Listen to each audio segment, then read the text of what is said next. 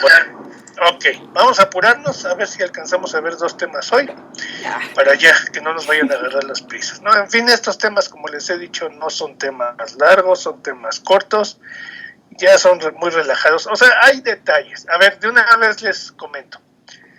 En todos los temas de endocrino, de lo que no vamos a hablar, y tampoco va a venir en el examen, ojo, porque no tiene caso, o sea, yo siempre he estado peleado con eso y no tiene ningún caso.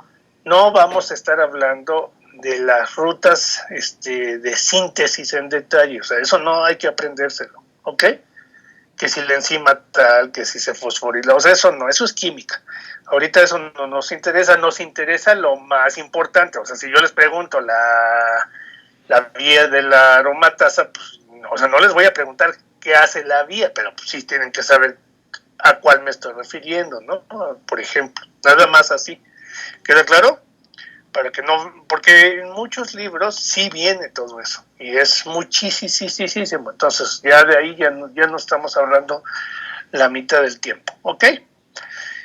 Y bueno, de una vez, a ver, también aprovechando, antes de que se me pase a mí, ¿qué es lo más importante de todo lo que estamos hablando ahorita de endocrino? Primero, regulación. Segundo, síntesis de la hormona. Tercero, órganos o células blanco. Cuarto, mecanismo de acción. Quinto, mecanismo de retroalimentación. Y sexto, alteraciones. Aquí sí tenemos que hablar mucho de las alteraciones, pero pues eso es parte del temario, ¿no? O sea, eso viene en todos los libros de fisiología, vienen ejemplos de estas alteraciones, ¿ok? ¿Queda claro? Entonces, insisto, lo que no vamos a preguntar y no vamos a estudiar es la vía de síntesis hormonal en detalle, ¿ok? ¿Queda claro? Bueno. Ok, entonces vamos a empezar. Bueno, si tienen otra duda me recuerdan, ¿no? Por favor. Entonces, vamos a empezar con la tiroides, ¿ok? Bueno, entonces ya la vez pasada estuvimos hablando de los mecanismos generales, o sea, mecanismos muy generales de cómo se comporta o cuáles son las principales características de funcionamiento del sistema endocrino, ¿ok? No hablamos de ninguna hormona en particular, simplemente estuvimos enumerando cómo se comportan las distintas hormonas. Ahorita vamos a empezar a hablar de vamos a empezar por las principales hormonas, las que tienen, vamos a decir, más impacto a nivel sistémico, y poco a poco vamos a ir ya con las hormonas particulares, ¿ok? Bueno, entonces el primer tema corresponde a la hormona tiroidea. Y la hormona tiroidea va a tener varias características, pero la primera, que es lo que necesito que entendamos, vamos a, perdón, vamos a contar con un grupo de hormonas, ojo, no es la única, vamos a tener toda una familia de hormonas que se van a encontrar bajo un eje de regulación. ¿Y a qué le vamos a denominar eje de regulación? Le vamos a denominar a una serie de pasos mediados por otras hormonas que se requieren para que la hormona final, la hormona que va a tener acción, pueda liberarse. Y a este eje le vamos a denominar el eje hipotálamo, hipófisis, glándula. ¿Por qué le estoy llamando hipotálamo, hipófisis, glándula? Porque voy a tener todo un grupo de hormonas que se van a estar regulando bajo este eje. Entonces, otra vez, intervienen dos estructuras principales, que sería el hipotálamo del sistema nervioso, la hipófisis, que puede ser la adenohipófisis o la neurohipófisis, dependiendo de la hormona, y la glándula, ¿ok? Entonces, no todas las hormonas, eso es lo primero que tenemos que tener claro, No todas las hormonas van a encontrarse bajo este eje de regulación, es solamente un grupo de hormonas, ¿ok? Al final vamos a hacer el resumen. Un grupo de hormonas se encuentra regulado y su función depende de estas dos estructuras, el hipotálamo y la hipófisis. Ok. Segundo punto que es muy importante. Este eje de regulación tiene dos vías, por decirlo de esa forma. Una vía de estimulación, ¿ok? ¿Qué es de qué se va a tratar? Se va a tratar de producir la estimulación de la secreción de la hormona, y vamos a tener una segunda vía que le vamos a denominar vía de retroalimentación. Es decir, ¿cuál era la principal característica de las hormonas que ya habíamos mencionado la vez pasada? Dijimos, la principal característica es que van a secretar su contenido a la sangre y la hormona, ya como tal, se va a distribuir en todo el cuerpo. Bueno, para que tenga acción, pues entonces requiero de esta distribución sistémica. Y aquí pasa lo mismo, si es que ya lo vieron, si no, pues ahorita lo mencionamos, pasa exactamente lo mismo que con los fármacos.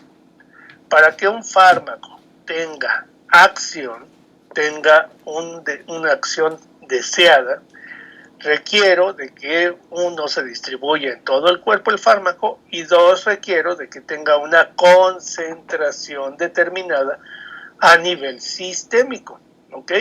O sea que en cualquier parte del cuerpo, con la ingesta del fármaco determinado, pues yo encuentre la misma concentración. Bueno, en el caso de las hormonas es exactamente lo mismo. Se secretan hacia la sangre y se requiere que a nivel sistémico, en cualquier parte, yo encuentre la misma concentración de esta hormona. Bueno, el eje de retroalimentación lo que se encarga es de detectar y controlar que no falle esa concentración. Por decir un número nada más. Si decimos que mi hormona X requiere de una concentración de 10, bueno, pues entonces se está produciendo la hormona hasta que en todas las partes del cuerpo tengo concentración de 10. Sin embargo, pues como todo, puede haber variaciones y entonces resulta que de repente baja a 5 la concentración. ¿Quién va a ser el responsable de detectar esto? Tanto la hipófisis como el hipotálamo. Y vamos a suponer en este ejemplo que estoy poniendo que baja a 5, entonces al detectar que las concentraciones son menores a lo que debería de ser, que en este ejemplo estoy poniendo 10, entonces ¿qué hacen? Estimulan más a la glándula para que produzca hormona. Caso contrario, que por alguna razón la glándula empieza a producir más hormona. Vamos a pensar que ahora tenemos 15 de concentración, está excedida la concentración. Igualmente, en el caso del hipotálamo y en el caso de la hipófisis, detectan este aumento de concentración y que harán una retroalimentación negativa para frenar la producción de la hormona y que vuelva a 10. En el primer ejemplo, cuando la concentración era baja, la retroalimentación era positiva. ¿Por qué? Porque lo que estábamos haciendo es detectar los niveles bajos y lo que se quería era estimular a la glándula. En el caso de que las concentraciones fueran altas, lo que quiero hacer entonces es una retroalimentación negativa para frenar la producción, ¿no? Poco a poco lo vamos a ir viendo. Entonces eso es lo que creo que no alcanzamos a decir de las generalidades, ¿no? Todas las células endocrinas cuentan con distintos sistemas de retroalimentación, pero uno de los más comunes son a través del eje hipotálamo-hipófisis-glándula. Ok, bueno, entonces ahora sí, empezamos.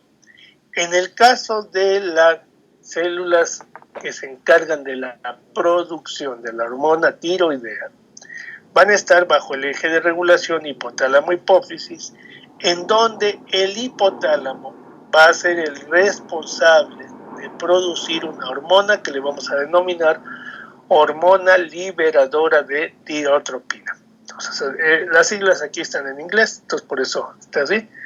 Entonces sería la hormona liberadora de tirotropina. Y a través del sistema porta de vasos sanguíneos que se encuentran entre el hipotálamo y la hipófisis, inmediatamente llega la información, llega esta hormona liberadora a la hipófisis para estimular la producción de una segunda hormona, que en este caso va a ser la hormona estimulante de la tiroides. ¿Okay?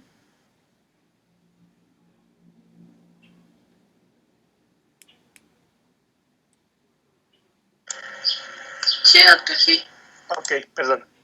Entonces, otra vez, el hipotálamo va a tener neuronas específicas para la producción de la hormona liberadora de tirotropina.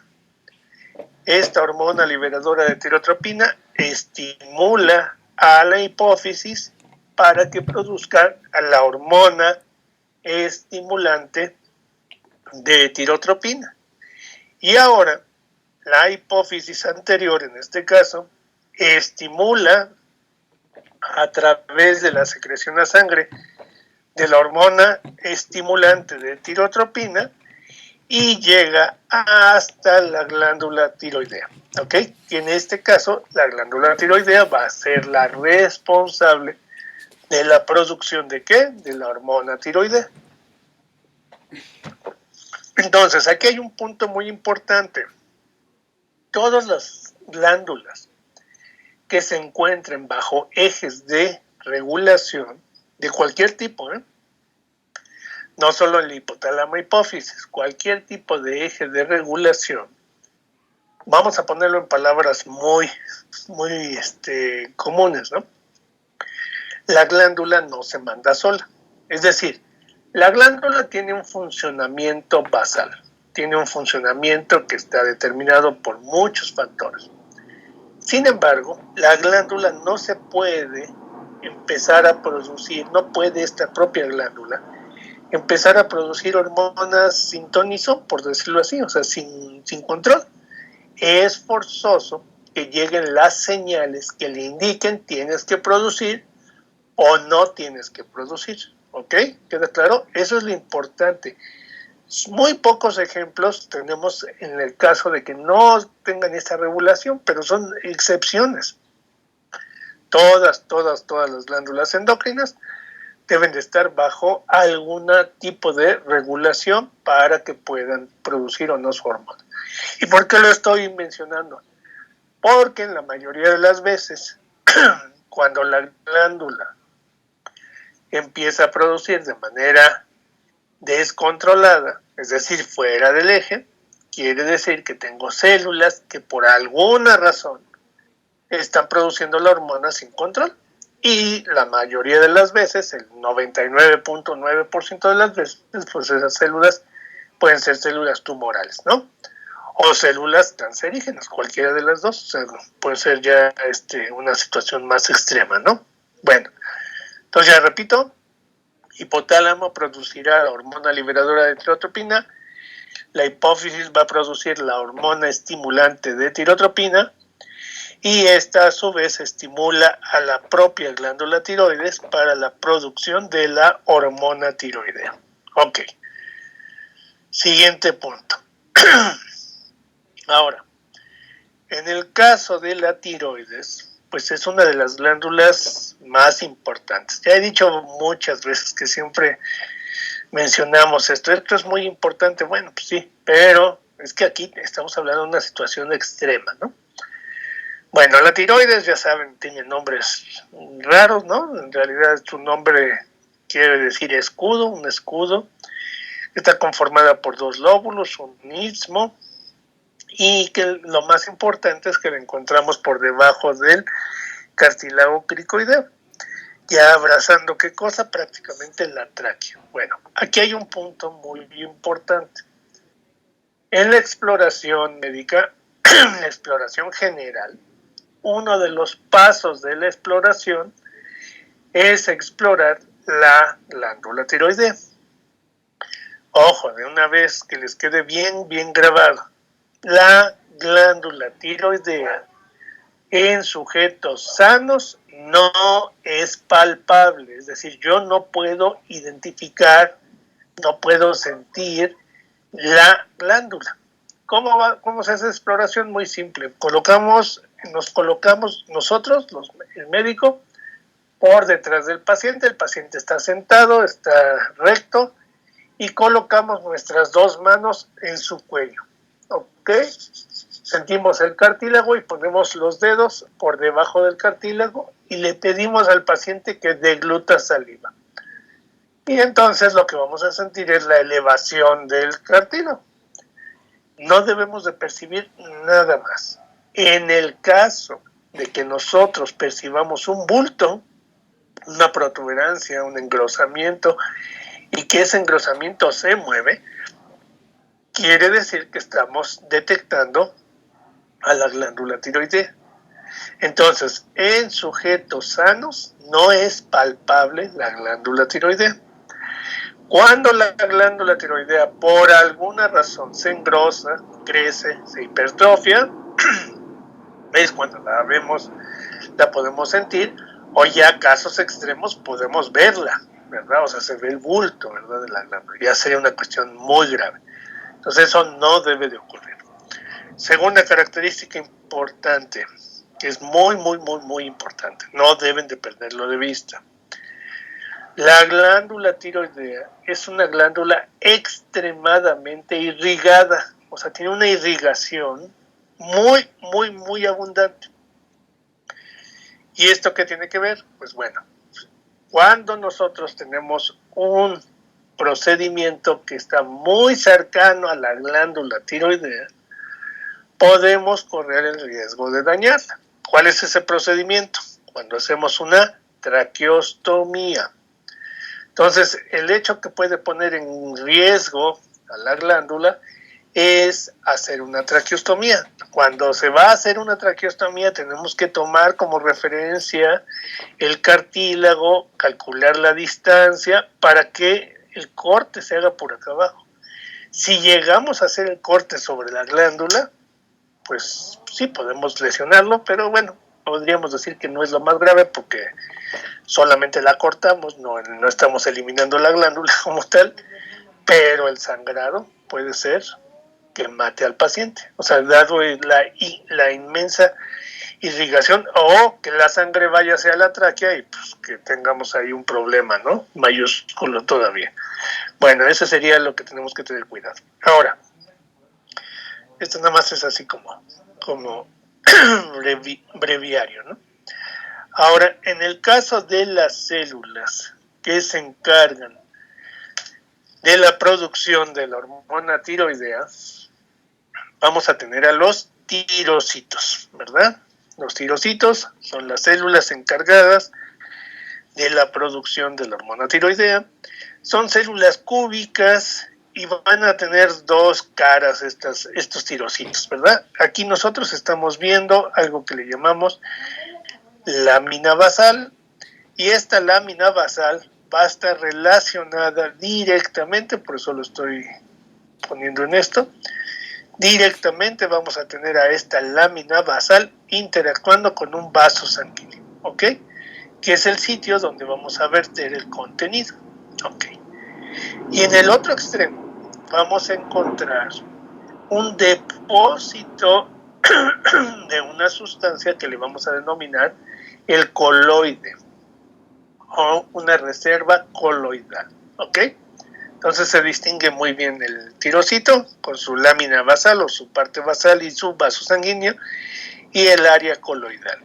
Y en el área coloidal vamos a encontrar una serie de prolongaciones que van a estar haciendo un mecanismo de endocitosis, ¿ok? Entonces así identificamos. Este coloide es una reserva de la producción de la propia glándula. Y justamente en muchos casos, esa es la parte que se altera. Esto que estoy mencionando de que la glándula no debe de ser palpable, en muchas ocasiones, por alguna falla que pueda tener la glándula, se empieza a producir un exceso de coloide. Bueno, pues si cada una de las células tiene un exceso de coloide, al final el volumen de la glándula pues va a ser mucho mayor, ¿no? Y a este incremento en el volumen de la glándula le vamos a denominar bocio. Entonces, cuando yo encuentro a la glándula grande, a la glándula crecida, le denominaremos bocio. Ojo, bocio no es sinónimo de que la glándula está funcionando más o menos. Bocio es sinónimo de que la glándula está crecida, ¿ok? Ahora, aquí, y estas ya son situaciones ya de los endocrinólogos, tenemos toda una clasificación. No es tan simple todo este asunto, ¿no? Por ejemplo, hay bocio normofuncional, bocio hiperfuncional, bocio hipofuncional. Es decir, el hecho de que la glándula está crecida no es porque esté funcionando más. Tengo las tres combinaciones. Puede estar funcionando normal, elevado o bajo. Y entonces el trabajo del endocrinólogo es tratar de averiguar pues, cuál es la causa que produjo el bocio y cómo se va a corregir, ¿no? Justamente. Bueno, siguiente punto. Y aquí vamos a una situación muy importante. Para que se pueda producir la hormona tiroidea, necesito dos elementos indispensables. Entonces aquí tenemos otro esquema de un tirocito y nos van a decir, necesito forzosamente dos elementos para la producción de la hormona tiroidea. Uno, necesito la presencia de yodo, ¿ok? Entonces, un elemento fundamental de la hormona tiroidea es el yodo.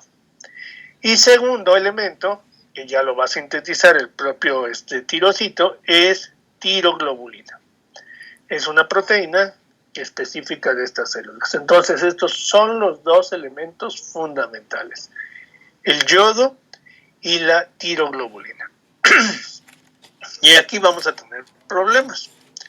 Fíjense bien, estos problemas hoy día ya no son problemas, pero en algunas épocas, durante mucho tiempo de la vida de la humanidad, sí fueron problemas. ¿Por qué? El yodo es un mineral, es un elemento que no se encuentra distribuido en todo el planeta de manera homogénea.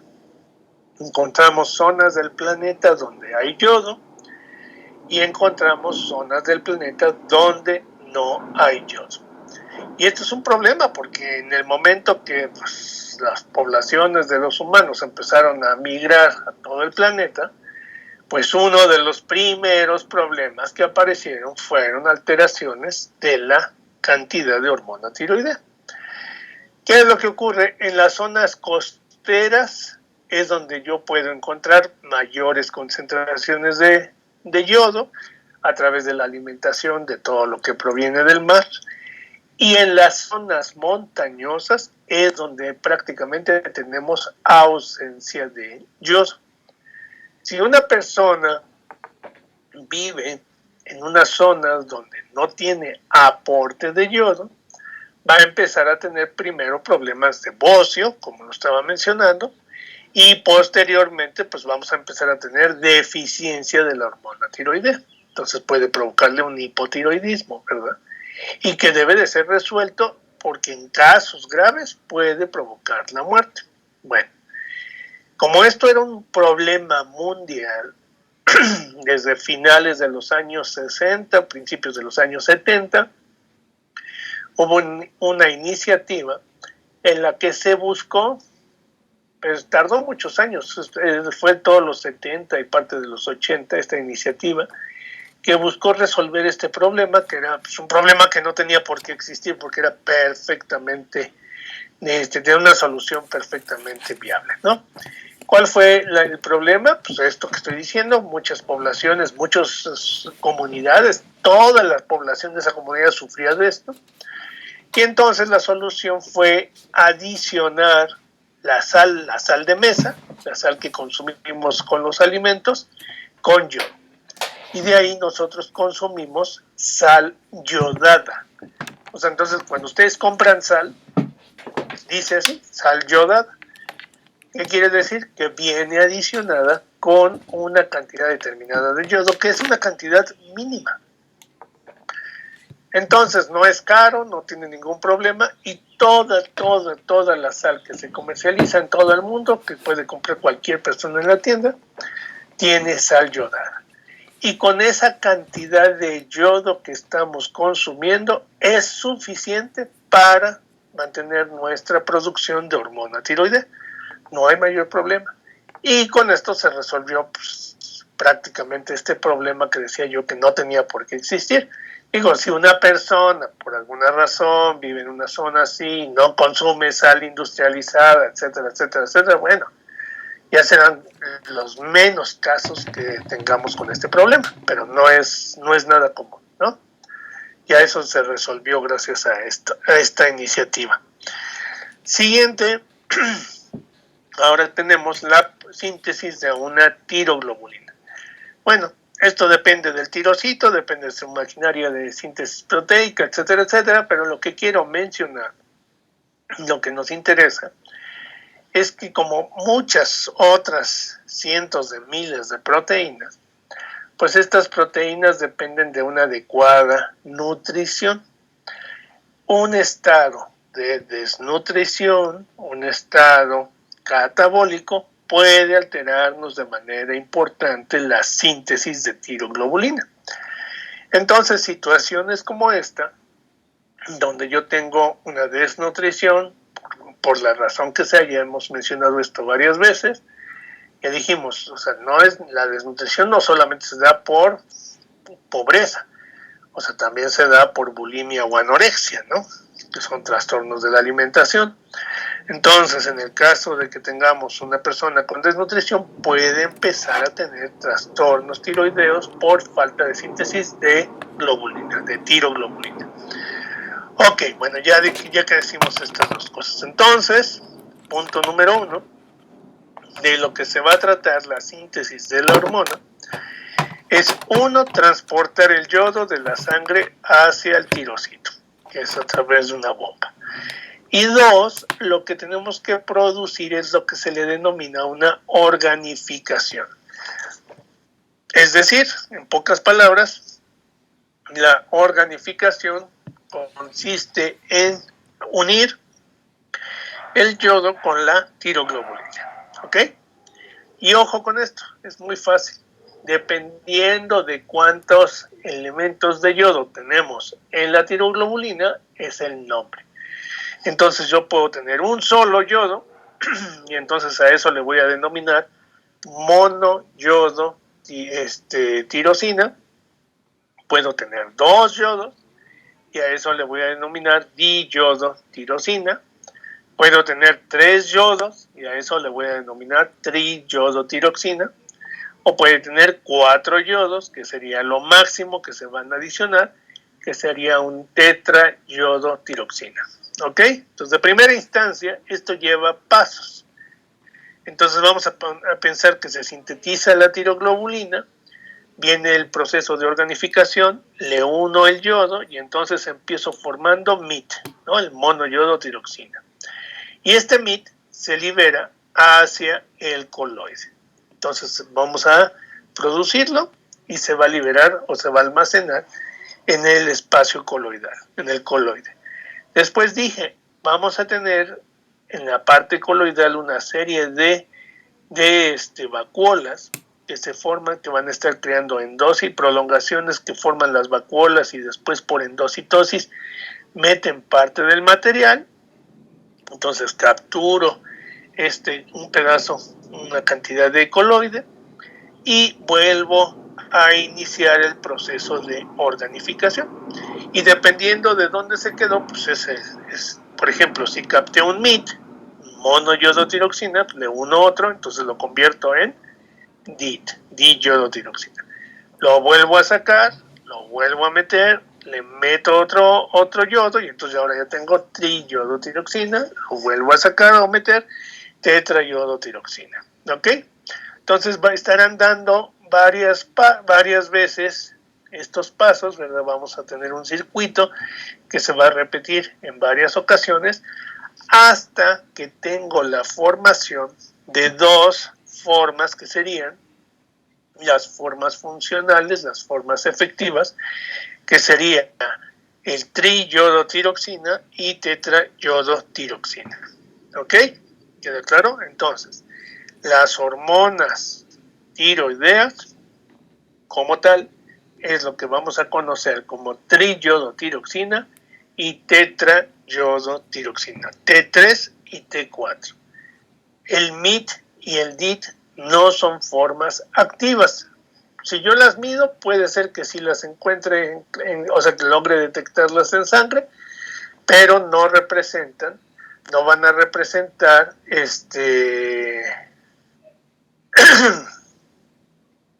no van a representar una forma activa. Solamente T3 y T4 representan las formas activas. ¿Ok? Y son las que vamos a estar liberando hacia la sangre. ¿Queda claro? Bueno. Ahora, ya que liberamos a la sangre T3 y T4, tenemos que considerar otra cosa, que creo que no lo mencioné en las generalidades. En la gran mayoría de las hormonas, para que puedan distribuirse adecuadamente, requerimos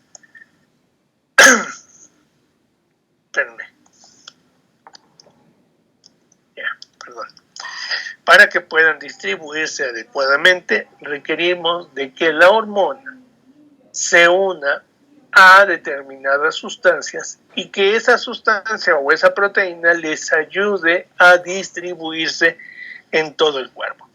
Entonces aquí en este cuadro nos están mostrando dos cosas. Nos ponen que tenemos T3 y T4 y nos dice cuánto es el porcentaje de esta hormona que se encuentra unida a estas proteínas. Y lo que podemos ver es lo siguiente. Dice, vamos con los extremos. Acuérdense, siempre vamos a estar hablando de los extremos, ¿no? Entonces, por ejemplo, T4, su principal cantidad de T4 la voy a encontrar en sangre. Ojo, ya no salimos del tirocito, ya no estamos en el tirocito. En sangre vamos a encontrar la mayor cantidad de T4 unida a globulina, ¿ok? Una globulina sanguínea. Y la mayor cantidad de T3 la voy a encontrar unida a albúmina. Entonces esa es pregunta de examen siempre, ¿no? Entonces principal proteína unida a T3, albúmina, principal proteína unida a T4, globulina, ¿no? O TBG. Y como vemos, pero no son exclusivas, ¿no? O sea, T4 también se puede unir a albúmina o T3 también se puede unir a la globulina, pero insisto, siempre estamos haciendo referencia a los extremos, ¿no? A lo que es más más común, ¿ok? Entonces aquí tengo una segunda situación, otra vez. Y aquí hago mucho énfasis de esto porque tiene muchísimo que ver. Entonces otra vez, ya salimos del tirocito, ya se sintetizó la hormona, pero ahora otra vez tengo mi paciente con desnutrición severa, por la razón que sea, ahorita no importa la razón, pues ¿qué es lo primero que voy a observar? Pues voy a observar niveles de globulina pues bajos y de albúmina también. Pues son las dos primeras hormonas. Cuando un sujeto se encuentra en estado catabólico, las dos primeras hormonas que empiezan a degradarse es albúmina y globulina vascular, ¿verdad? Entonces tengo disminución de estas dos y voy a tener alteraciones en la distribución de la hormona tiroidea. Ahora van a decir, ¿pero qué no tiene la capacidad de poderse distribuir de manera sola, ¿sí? Sí, pero entonces aquí es lo que estamos viendo. Fíjense nada más. Dice otra vez, tengo la T4, ok, y tengo un porcentaje, en este caso nos está diciendo que tengo 8 microgramos por decilitro de T4 que está unida a las globulinas. Tengo otro porcentaje que va a estar unido a proteínas tisulares, es decir, ya no en la sangre, sino que se pega directamente ya a la célula. Y solamente un porcentaje, vean la diferencia de concentraciones, 0.002 microgramos por decilitros estarán en forma libre. Es decir, no voy a encontrar una gran cantidad de hormona tiroidea libre. ¿Por qué? Porque es necesario que esté acoplado con estas proteínas para un eficiente transporte. Entonces, fallas en este aspecto pues puede tener fallas en la acción de la hormona. ¿Ok? Ahora, siguiente punto. ¿De qué va a ser? ¿Cuál va a ser la acción de la hormona tiroidea? La hormona tiroidea tiene como principal acción, esto es la basura para qué, como principal acción regular el metabolismo basal de las células. Entonces aquí vamos a decir algo que es muy importante. A ver, ya en alguna ocasión también hablamos de esto. No hay que confundirse, es un concepto muy importante. Todas las células de nuestro organismo cuentan con información genética de cuál es el metabolismo basal de nuestras células. Es decir, ya tenemos esta información codificada en los genes de cuál debe de ser nuestro nivel metabólico basal. Nosotros, los humanos, somos individuos de sangre caliente y por lo tanto tenemos un problema extra, ¿verdad? ¿Cuál es el problema extra que tenemos? Pues que nosotros debemos de mantener el metabolismo en un nivel suficiente que genere calor y ese calor controlar nuestra temperatura corporal. Es decir, en el caso, por ejemplo, de los reptiles, controlan su temperatura corporal, o sea, tienen mecanismos de control de la temperatura corporal, pero dependen básicamente de la temperatura ambiente. Nosotros, los mamíferos, ¿verdad? Principalmente, tenemos la característica que independientemente del ambiente, mantenemos una temperatura corporal. Y esa temperatura corporal en mucho está determinada por el metabolismo basal. ¿Ok? Entonces ya desde ese momento tenemos que genéticamente requerimos de tener de un nivel de metabolismo para poder mantener nuestra temperatura. Y bueno, ya nada más como breviario muy corto. ¿Por qué los mamíferos, por qué los humanos tenemos una temperatura de 37 grados? O sea, ¿por qué no más? ¿Por qué no menos? Bueno, varios factores. El principal, la temperatura corporal, es una barrera de defensa inmunológica. O sea, obviamente no está activando el sistema inmunológico, pero es una barrera de defensa, ¿verdad? El hecho de que mantengamos esa temperatura evita el desarrollo de distintas especies de hongos, principalmente, y de bacterias. Es decir, que a esa temperatura, 37 grados, no son capaces de proliferar muchos microorganismos. Si tuviéramos una temperatura mayor, tendríamos menos microorganismos que se pudieran mantener a esa temperatura, como cuando nos da fiebre. Por eso la fiebre es una respuesta de protección en contra de infecciones. ¿Cuál sería la desventaja? Pues, entonces hubiéramos tenido 40 grados de temperatura. Sí, pero estamos relacionándolo con el metabolismo basal. el hecho de que tuviéramos 1 o 2 grados más de temperatura, estaríamos más protegidos, pero requeriríamos comer casi 30% más de lo que consumimos para poder mantener esa temperatura corporal. Y ese puede ser que no sea un problema. El problema sería que estaríamos más expuestos a deficiencias calóricas. ¿Por qué? Porque pues, en la vida moderna, digamos, industrializada, pues prácticamente no hay deficiencia de alimentos, pero cuando todavía no se tenía eso, cuando se dependía del ambiente, pues ¿qué pasaba? Pues se requería forzosamente pues de ese aporte calórico constante, ¿no? Entonces eso es un problema, ¿no? Bueno, ok, regresamos. Entonces, estoy diciendo, genéticamente requerimos de un valor de metabolismo basal. Entonces ya había puesto yo este ejemplo. El metabolismo basal lo vamos a representar como una franja, no es un valor. O sea, es imposible que yo tenga un valor absoluto de metabolismo basal, es una franja que se mueve entre tanto y tanto, ¿ok? Ahora, no todas las células tienen, a pesar de que tengan la información genética, no todas las células tienen el mismo valor de metabolismo. Por la propia naturaleza de la célula, algunas tendrán metabolismo ligeramente menor y algunas tendrán metabolismo ligeramente mayor. Bueno, todo este rollo, ¿para qué es?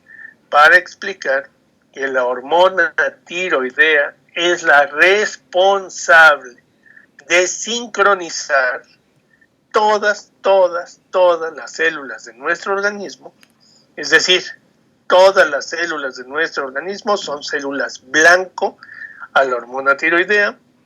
Aquí no hay excepciones, no hay ninguna célula que no tenga receptores a la hormona tiroidea. Y de lo que se trata es de que la hormona tiroidea nos sincronice a todas las células en un valor que esté dentro de esta franja. Si yo tenía células que estaban por acá, y otras células que estaban por acá, entonces lo que hace la hormona tiroidea es mantenerlas en esta franja. ¿Ok? ¿Sí se entiende?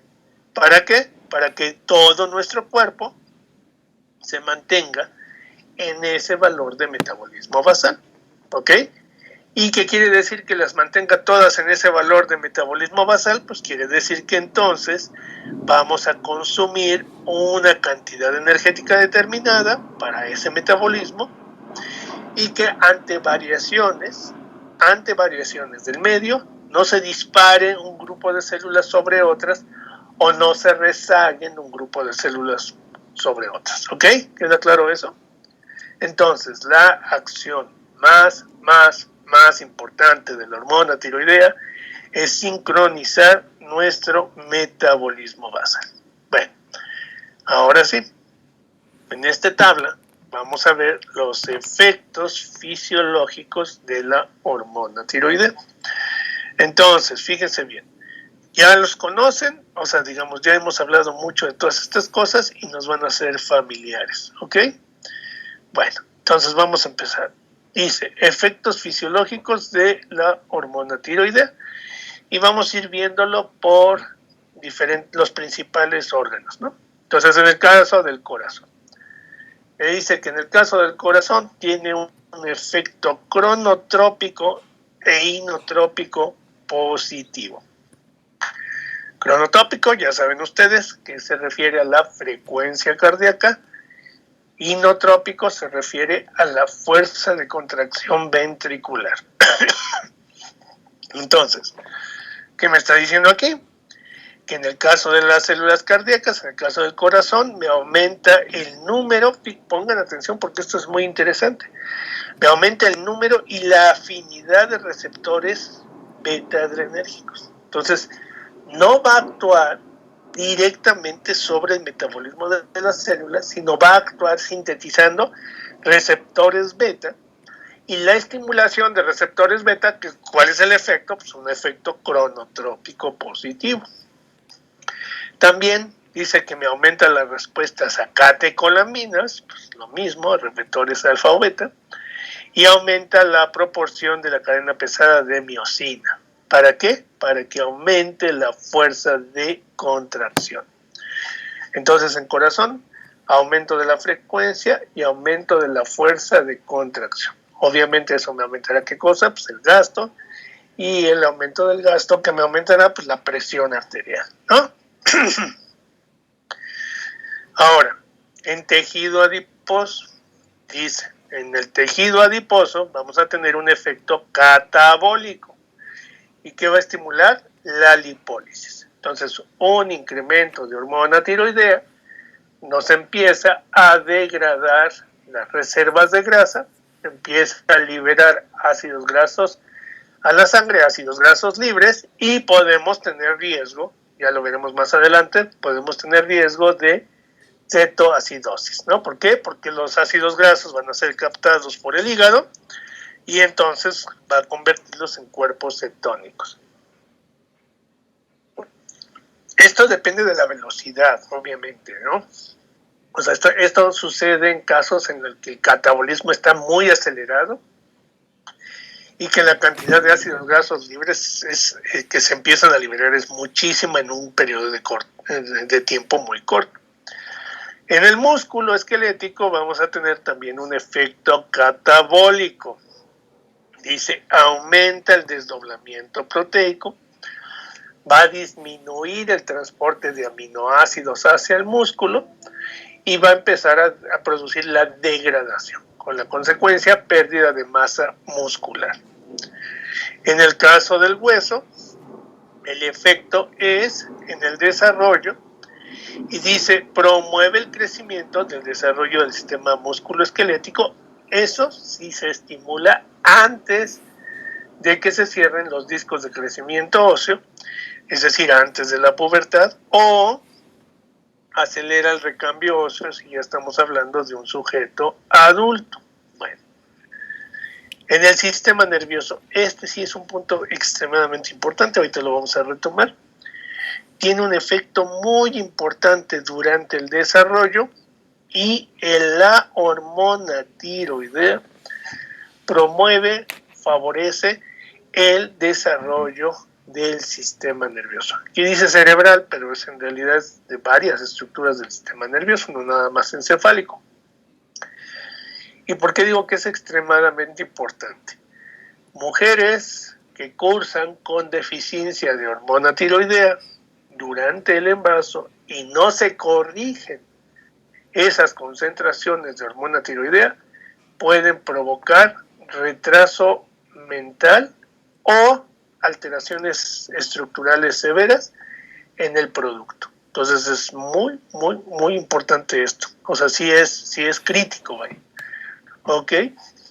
Bueno, a nivel del intestino, tiene efectos metabólicos, me aumenta la velocidad de absorción de los carbohidratos. Pues esto es lógico, ¿no? Si la hormona tiroidea pues, me va a aumentar el metabolismo, pues, que necesito pues, carbohidratos. Y para que los carbohidratos lleguen a la sangre, pues necesito de primera instancia absorberlos a nivel intestinal. Entonces la hormona tiroidea aumenta la velocidad de absorción de carbohidratos intestinales. Lipoproteínas, pues a nivel metabólico, dice, estimula la formación de los receptores a las lipoproteínas de baja densidad, las LDL. ¿Ok? Entonces voy a promover la formación de receptores de lipoproteínas de baja densidad. Y tengo algunos otros efectos que dice que son de origen calórico. Y dice, estimula el consumo de oxígeno, ¿verdad? Y me va a tener excepciones donde no me va a provocar esto, como en cerebro, testículo, útero, ganglios linfáticos, vaso, hipófisis anterior. Y también me va a aumentar el metabolismo basal. Ok. Entonces todo esto es en términos generales lo que produce la hormona. ¿Ok? Entonces, como se están dando cuenta, es todo lo que se encuentra alrededor de la energía de nuestro cuerpo, ¿verdad? de la energía metabólica. Ahora, fíjense bien.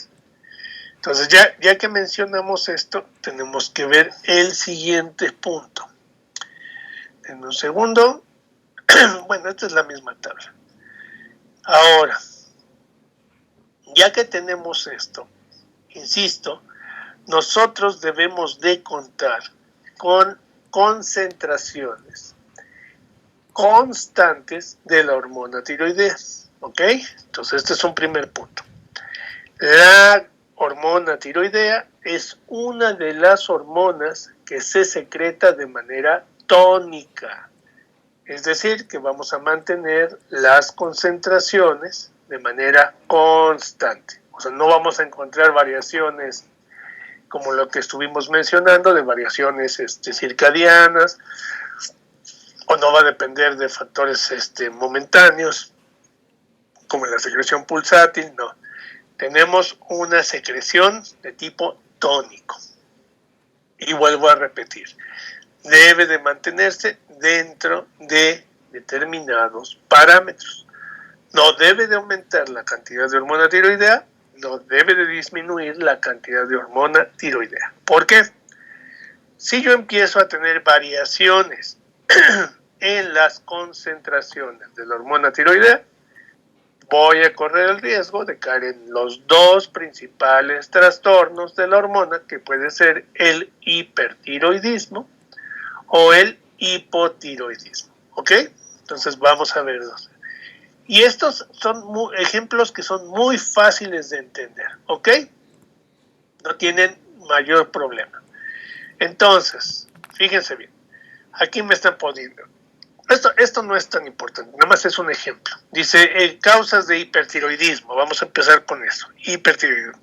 Pues tengo un montón de enfermedades, ¿no? Dice enfermedad de Graves, que es autoinmune, adenoma tóxico, bocio multinodular, tumores hipofisiarios, de esto ahorita vamos a hablar, secretores de TSH, tiroiditis, infecciones, mutaciones que causan activación de los receptores.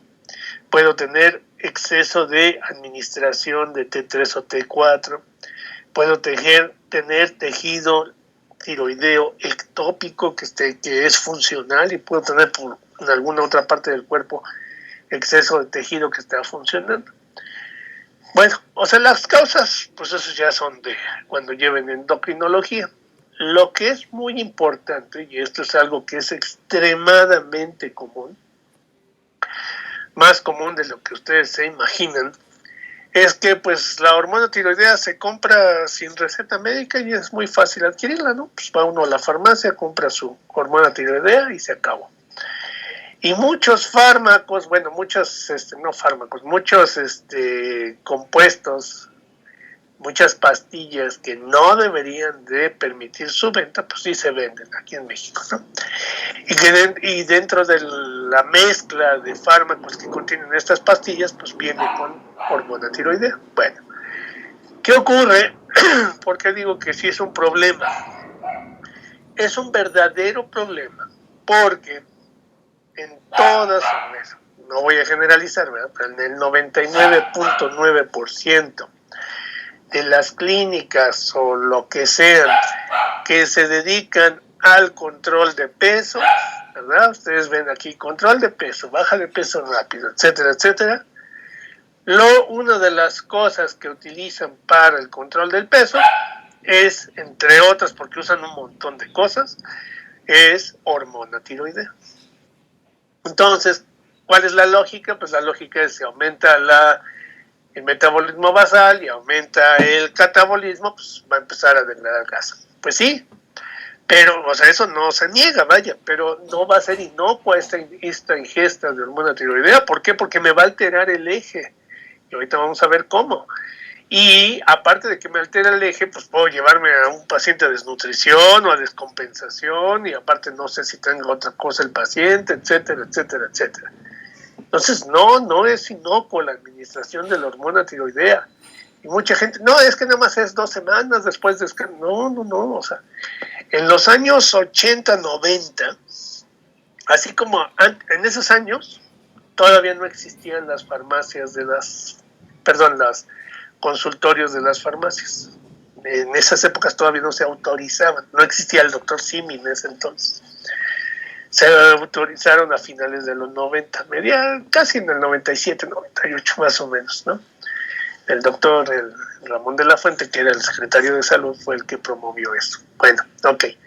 Bueno, a lo que quiero decir es que en esos años proliferaban, así como ahorita ven ustedes consultorios en farmacias de todo tipo, en esa época proliferaron consultorios para bajar de peso. Por todos lados había clínicas para bajar de peso, pero así, era una cosa increíble. Y lo que usaban era esto. Bueno, ¿y por qué se los estoy comentando? Porque en esas épocas empezó a haber cantidades enormes de mujeres, porque eran las que principalmente acudían a ese tipo de clínicas, con bocios. Y muchos de esos bocios fueron irreversibles, causados por la administración exógena de hormona tiroidea. Entonces, insisto, no es inocuo, ¿ok? Bueno, nada más por eso lo menciono. Ahora, vamos a ver. Entonces, ¿cuáles son los principales trastornos cuando tenemos un exceso de hormona tiroidea?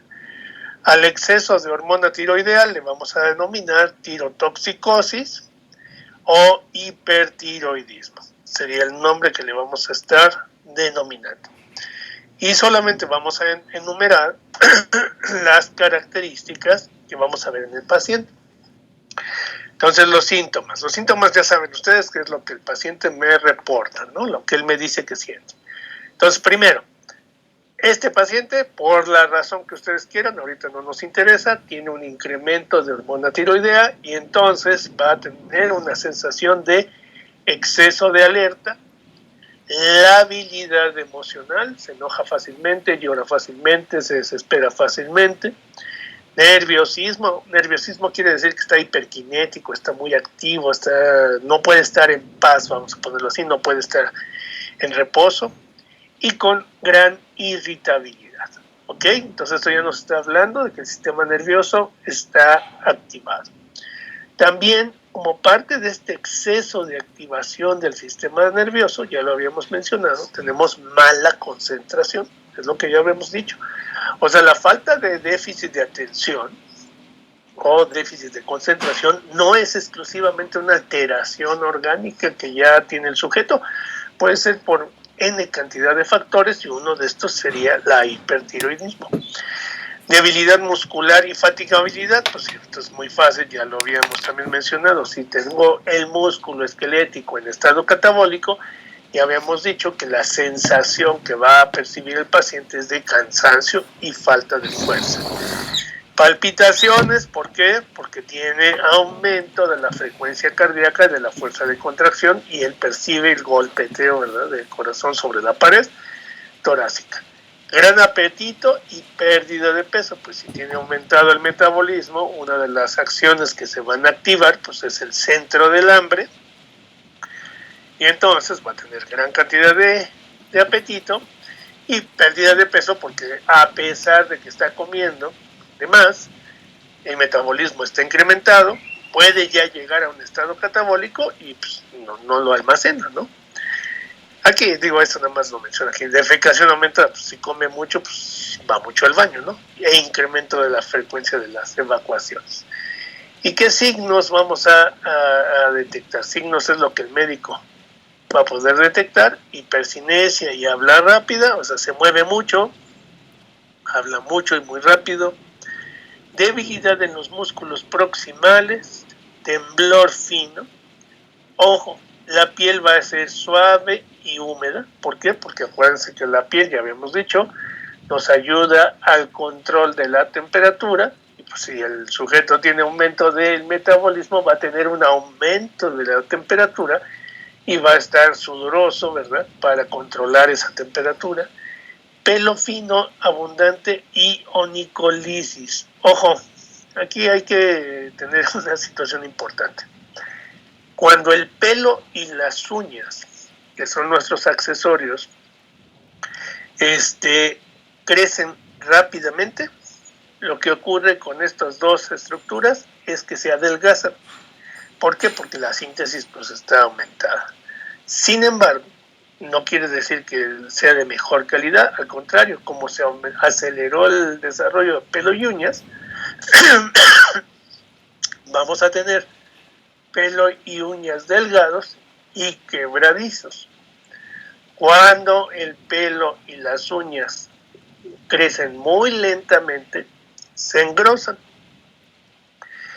pero también van a ser quebradizos. O sea, en las dos condiciones se hacen pierden fortaleza estos dos. Y en el caso, insisto, de que se aumente la velocidad, se adelgaza, y en el que se disminuya la velocidad, se gruesa. Y en el caso de las uñas, ahorita lo vamos a ver, aumentan los surcos de las uñas, ¿no? Los observamos más prominentes. Ok, seguimos.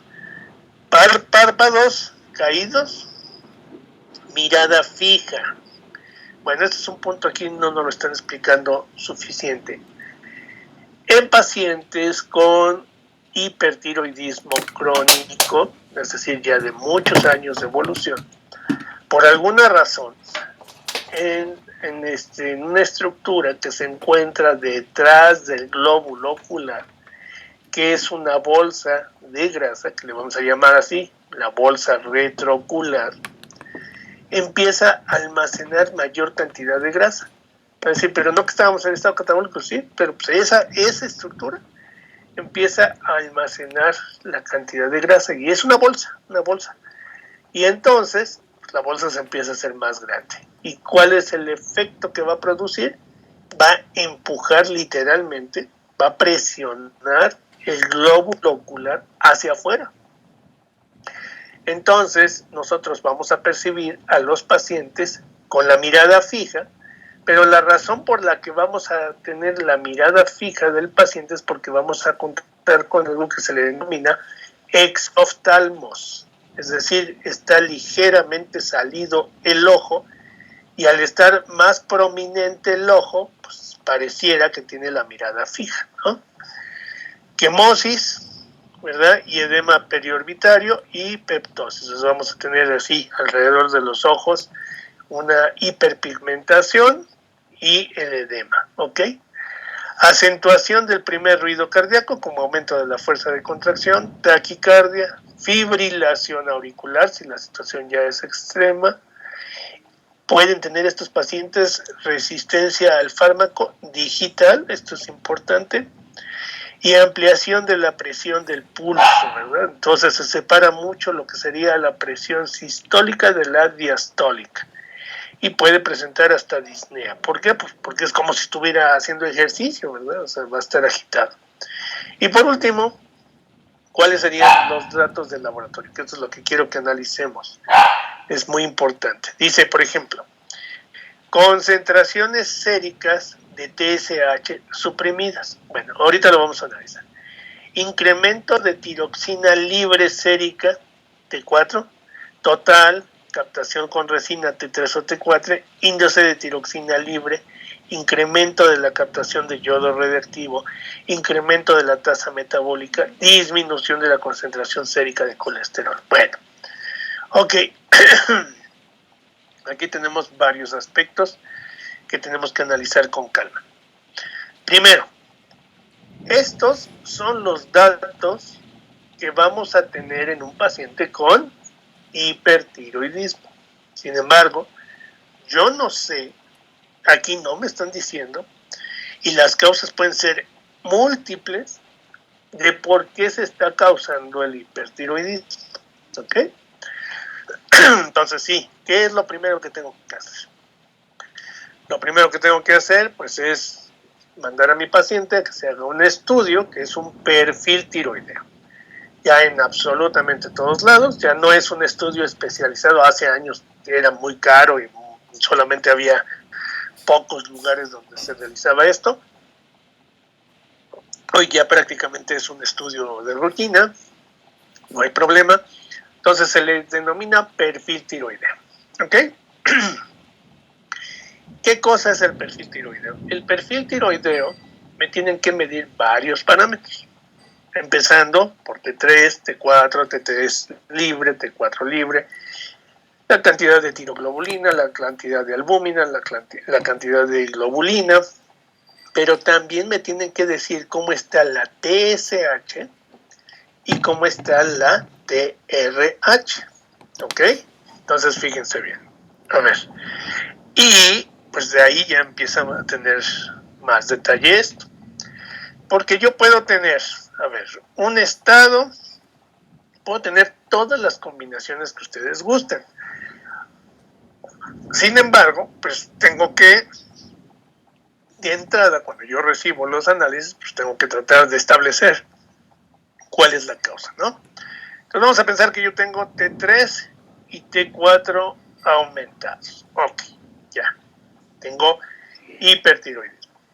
Pero que tengo TRH baja y TSH baja. Cosa que no es raro. O sea, esto sería el primer paso.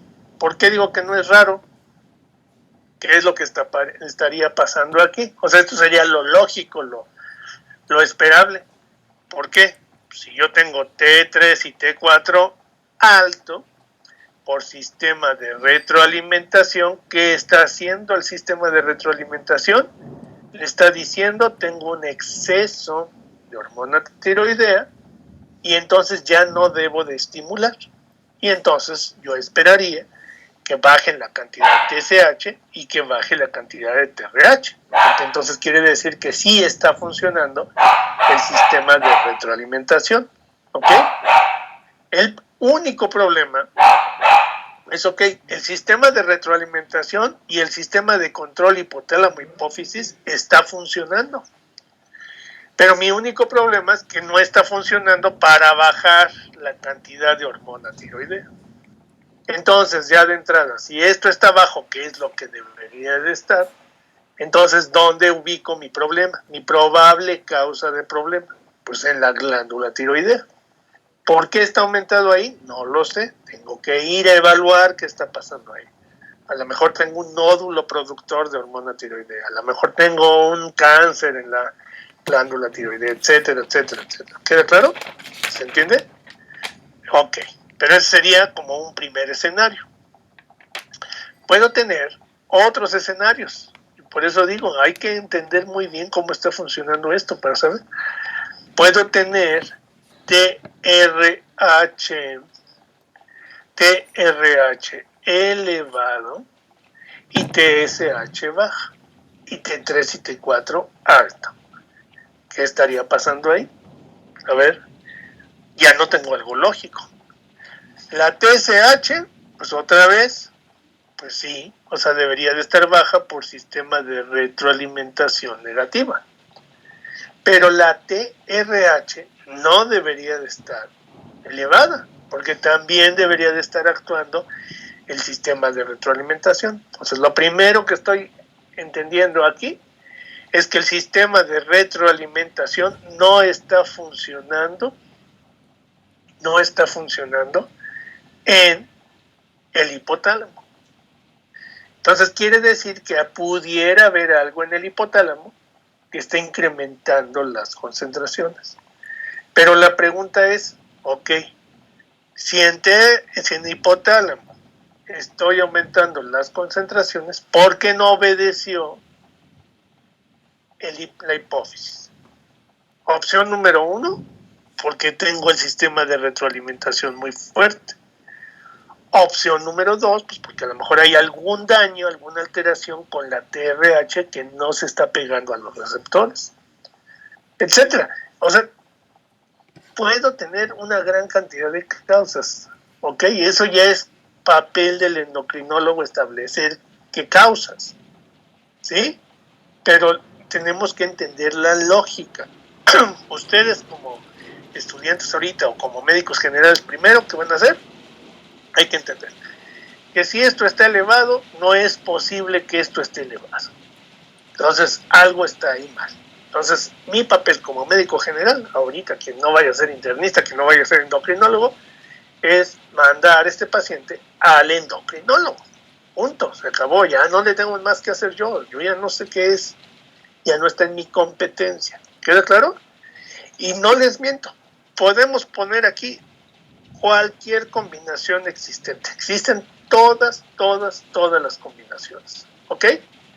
Entonces nada más quiero que se entienda esto y por qué en el perfil tiroideo es importante que esto me lo estén marcando, ¿ok? Bueno, siguiente punto. Entonces ya teníamos la hormona tiroidea, ¿verdad? Teníamos la TSH, TRH y ahora el metabolismo, antes del metabolismo. Entonces veo los niveles de TH, etcétera, y ahora hay una prueba que se le denomina la captación de yodo radioactivo. Bueno, fíjense bien, hoy día este es un estudio que es extremadamente viejo. Por muchos años, muchísimos años antes de que existiera el PET, la tomografía axial por emisión de positrones, ese ya, digamos, a partir de los años 90 se empezó a popularizar. Existía un estudio que se denominaba, que todavía existe y todavía se usa, que se le denomina gammagrafía. Ok, y se pueden utilizar varios tipos de gammagrafías. ¿Qué quiere decir la gammagrafía? La gammagrafía es un estudio donde se le inyecta un elemento radioactivo al paciente, en este caso yodo, puede ser glucosa o pueden ser otros elementos, y se le toma una placa de rayos X sensible a las áreas que son radioactivas. Entonces, ¿cuál es el objetivo de ese estudio? Que el elemento que yo le inyecte debe de concentrarse en una parte del cuerpo. Por ejemplo, que si yo le inyecto yodo radioactivo, pues debo de observar que se colecta, o sea, que inmediatamente el yodo, ¿a dónde se va? Hacia la glándula tiroidea. O sea, la glándula tiroidea debe de estar capturando ese yodo que inyectamos. Y entonces vemos, y como el yodo está radioactivo en una cantidad de radioactividad que no le causa daño al paciente, ojo, eso es importante, entonces simplemente vemos que se enciende, por decirlo de esa forma, que se ilumina la tiroides, ¿no? Ya los especialistas le llaman si es tiroides caliente o fría, o sea, si está captando mucho, no está captando, etcétera, ¿no? Pero es una técnica que nos ayuda a saber si se está capturando o no el yodo. Bueno, esta prueba se sigue utilizando y solamente les comento algo. Digo, no tiene nada que ver, pero para que vean la mente humana, ok, cómo es, ¿no? Hace 15 años, porque hace poquito busqué la noticia justo por eso, existió un problema en el Centro Médico Nacional Siglo XXI, ahí mero, en donde de repente en el servicio de oncología, ojo, en el servicio de oncología, varios de los médicos y otros personal empezó a tener problemas de hipotiroidismo. Ahorita vamos a ver el caso del hipotiroidismo. Entonces fue muy raro, porque pues, ¿qué tenía que ver que varios de los que trabajaban ahí tuvieran hipotiroidismo? Bueno, para no ser el cuento largo, pues no sé qué pleito hubo un problema, y como siempre, y pues obviamente era un servicio donde tenían yodo radioactivo. Y a alguien se le ocurrió vaciar el bote, quién sabe cómo lo sacó, porque eso sí se encuentra controlado, pues es un elemento radioactivo. Se le ocurrió vaciar el bote en el bote de café. Y todos los que preparaban café pues, estaban consumiendo yodo radioactivo. En ese caso, se excedió por mucho las concentraciones de radioactividad en la glándula y la dañó. Una forma de dañar la glándula tiroidea es a través con radioactividad. Y entonces fue un lío enorme, ¿no? Imagínense. No sé cuál fue el pleito que tuvieron. Hace poquito, insisto, chequé la noticia, pero no decía cuál era el pleito. Nomás decía qué había pasado. Y fue un escándalo, ¿no? Porque pues, fue entre médicos y todo, ¿no? O sea, pero nada más para que vean. Y en el mero siglo XXI, ¿no? Bueno, ahorita vemos eso. Y por último, vamos a tener el incremento de la tasa metabólica. Fíjense bien, existe una técnica de medición de la tasa metabólica que se denomina calorimetría. No es tan común que se haga, o sea, tampoco es así tan necesaria, es más, se utiliza más en otras circunstancias, no tanto para pacientes con estos problemas, se utiliza más en atletas y en el deporte y cosas de ese tipo, no acá, insisto, en donde de lo que se trata es que tenemos, hay de varios tamaños, hay para animales y hay para humanos, hagan de cuenta que es como una cápsula en forma de huevo, en donde en el interior lo único que tiene es un asiento, y este asiento pues, es para que entre una persona, se siente ahí y se cierra la cápsula.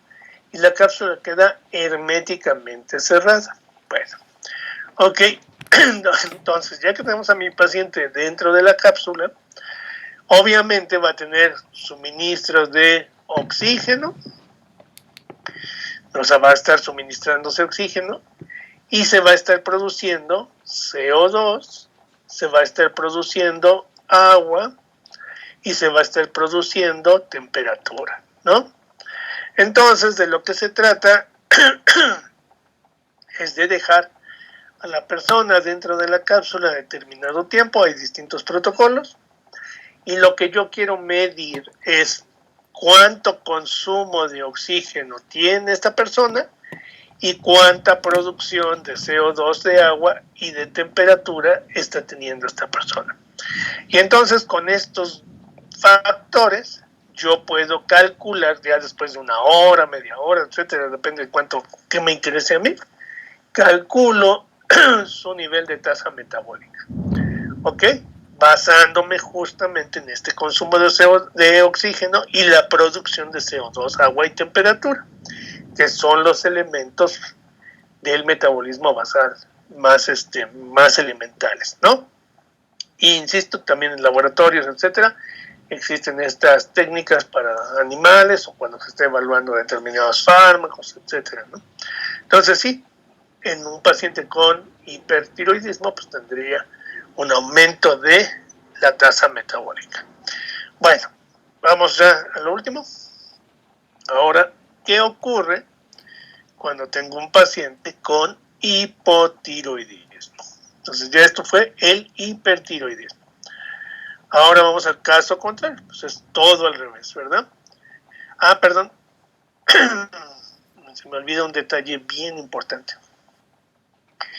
Muchas veces, en el caso del hipertiroidismo, puede provocar otras cosas, otros trastornos, pero que son muy pasajeros. ¿Por qué digo que son muy pasajeros? Porque depende justo de las concentraciones de la hormona.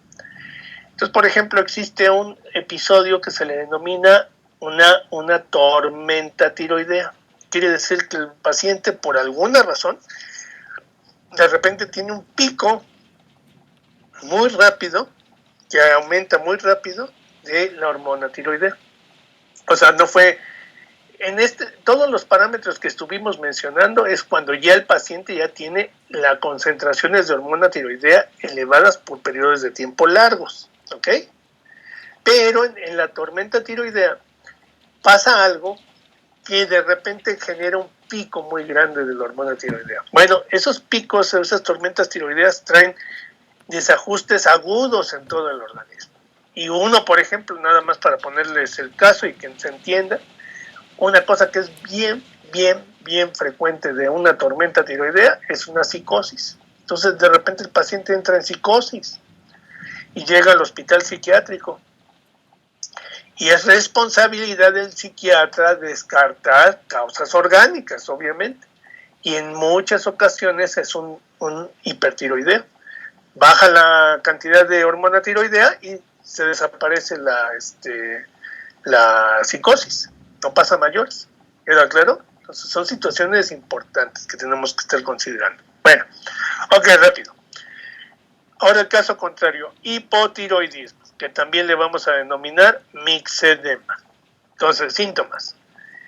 La persona va a tener la sensación de que le cuesta trabajo pensar, lentitud de pensamiento, va a estar con poca movilidad en la dinamia, piel seca, engrosamiento del pelo, pérdida de pelo, lo que dijimos, fragilidad de las uñas, aunque las uñas estén gruesas y con aumento de los surcos, Disminución de la ingestión de alimentos, no tiene hambre, pero a pesar de que no come, aumenta de peso. ¿Por qué? Porque está almacenando lo poco que consume. No va al baño, entonces va a tener constipación, pues está comiendo poco. Y en el caso de las mujeres, tiene menorragia, ¿ok?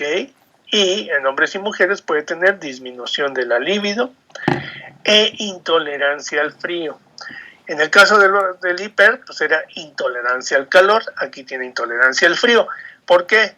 Pues como en el caso del hipertiroidismo, tiene aumento de la temperatura corporal. Entonces el hecho de estar en una temperatura ambiente alta, pues le es molesto, porque él ya de por sí tiene un ligero incremento de la temperatura corporal. Y en el caso del hipotiroidismo, tiene una disminución de la temperatura corporal. Entonces estar en un ambiente con baja de temperatura le causa molestia, ¿verdad? Tiene intolerancia al frío. Los signos: va a tener una cara redonda e hinchada, ¿verdad? Habla lenta, ronquera, eso es importante. Hipocinesia, se mueve poco. Debilidad muscular generalizada. Retardo en la relajación de los reflejos tendinosos. Piel fría, seca, gruesa, escamosa, pelo seco, áspero, quebradizo, uñas secas, con estrías longitudinales, edema periorbitario, pulso normal o atenuado, ruidos cardíacos indiferenciables, o sea, bajos, cardiomegalia, bradicardia, puede tener la presencia de ascitis por alteraciones en las proteínas que estábamos diciendo, puede presentar también derrames pericárdicos. Esto puede estar asociado a las proteínas o puede estar asociado a condiciones hemodinámicas, edema de tobillo, obnubilación mental y depresión ya como una consecuencia.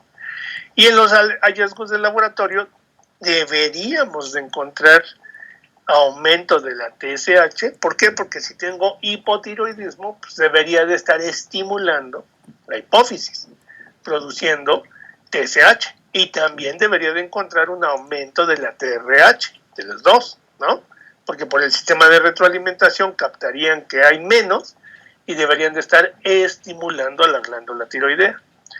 Disminución en la T4 y la T3, captación de resina T4 y T3, disminución de la captación de yodo, disminución de la tasa metabólica, puede haber anemia, aumento de concentración sérica de colesterol, aumento de creatinina, disminución de los tiempos circulatorios, complejo QRS con bajo voltaje. Es decir, lo menciono así rápido porque en pocas palabras todo está atenuado, ¿no? O sea, no hay nada que nos esté, que no esté atenuado en estas condiciones, ¿no? Ahora, entonces, es importante, muy, muy importante. Es muy importante detectar la causa a tiempo. En muchas ocasiones son de resolución quirúrgica, y en otras pues son de resolución farmacológica, ¿no? Entonces, por ejemplo, en el caso del hipotiroidismo, pues es más fácil porque, pues, si no tengo ningún problema maligno, ningún problema de alteración, puedo sustituir pues la ingesta de hormona tiroidea, ¿verdad? O sea, ya sustituyo la hormona, el paciente tendrá que estar tomando su hormona tiroidea exógena y no habrá mayor problema, ¿no? O sea, alcanzaremos los niveles. Solo si deja de tomarse la hormona, pues entonces ya vuelve a bajar. En el caso del hipertiroidismo es más complejo, ¿verdad? Porque ahí sí tenemos que ver cuál es la causa para tratar de disminuirla, ¿no? Y ahí, insisto, no son cosas simples, es pues todo el terreno del endocrinólogo, ¿no? Que es el encargado de estar viendo estas situaciones, ¿no? Ok, ¿alguna duda de todo esto? ¿No? Ok, vamos a dar unos 15 minutos, ya empezó a llover, espero que no se vaya la luz. Entonces vamos a dar unos 15 minutos y regresamos para hablar de, aunque lo que nos dé tiempo, de páncreas, que ahorita es, insisto, vamos a ir no por orden de estos del eje, bueno, sino por orden de importancia de las hormonas, ¿ok? Bueno, entonces vamos a dar unos 15 minutos. Ahorita nos vemos. Gracias. Muchas gracias. Sí.